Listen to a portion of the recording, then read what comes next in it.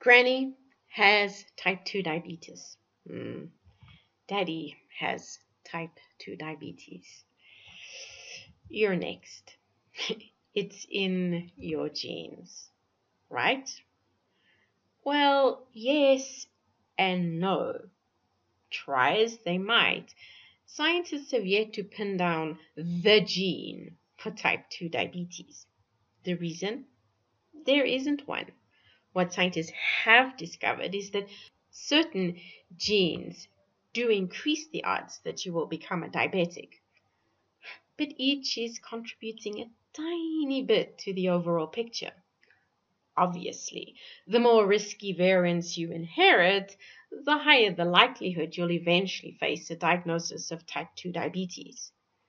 But your genes are not your destiny. Having a gene is only half the story. Join us for this episode of Better Body Chemistry TV as we explore what you can do to dodge the diabetes bullet. Better Body Chemistry TV is brought to you by Dr. Sandy, a scientist turned gremlin buster, helping you battle sugar gremlins, heifer lumps, and other health horribles through Better Body Chemistry. Remember, small things can make a big difference to your health. Genes do not function in a vacuum. A gene expresses itself, that is, does its thing, based on the environment it finds itself operating in. And to a certain extent, you can control the kind of environment your gene finds itself in. This is good news. It gives you a little wiggle room. So your predisposition to diabetes is not a guarantee you will become diabetic, even if you have a couple of bothersome genes. So, what environments do your genes prefer? This is precisely the question a group of researchers from Stanford University asked. To answer the question, they needed big data. That is, they needed to look at information from lots and lots and lots and lots of people. And they needed lots of information.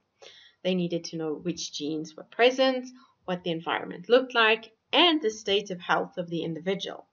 Gathering all this information, it's difficult.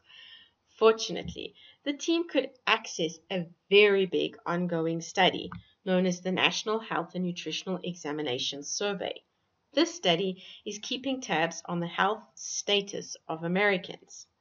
The team tapped into the data and did some serious number crunching.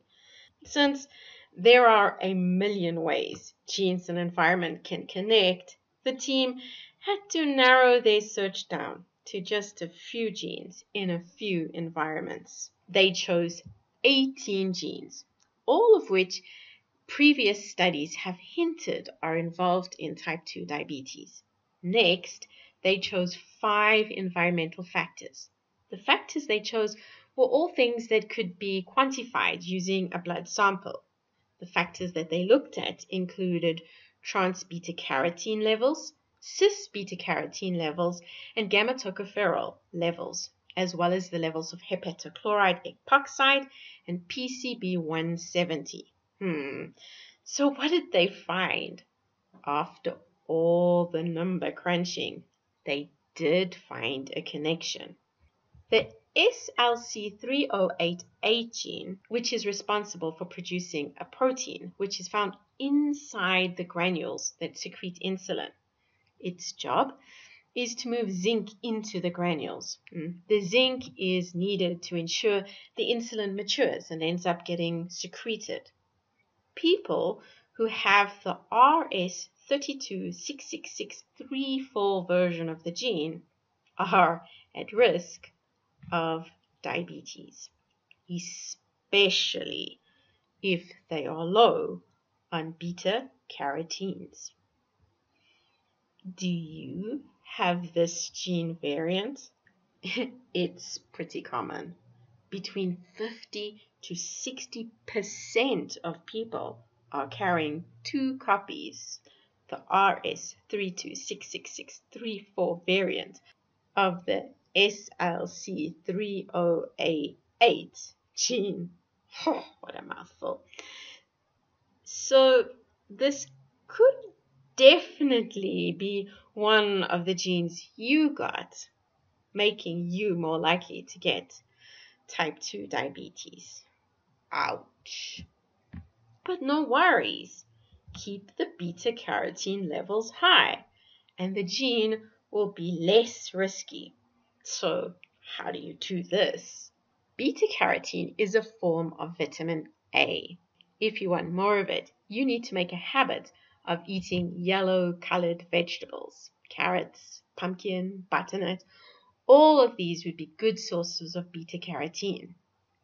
Now, to be fair, the design of the study can't really say for sure that it's the yellow vegetables that are key, since people who have higher levels of beta carotene in their blood are by definition vegetable eaters.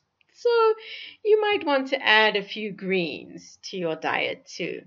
This study also found an environment with too much gamma-tocopherol, a form of vitamin E, made this gene more risky too.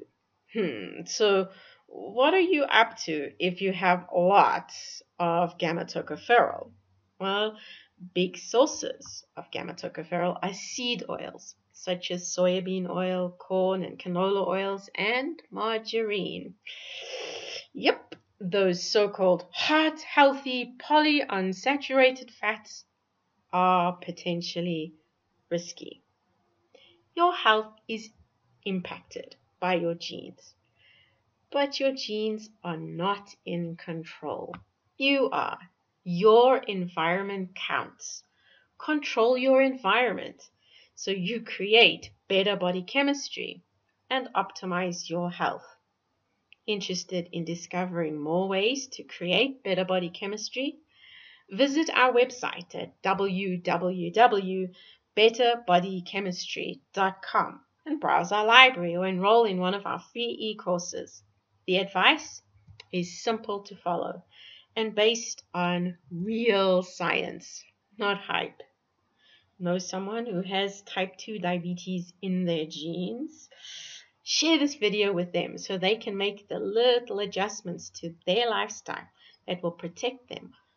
And if you enjoyed the video, be sure to subscribe to our channel so you can catch future episodes of Better Body Chemistry TV.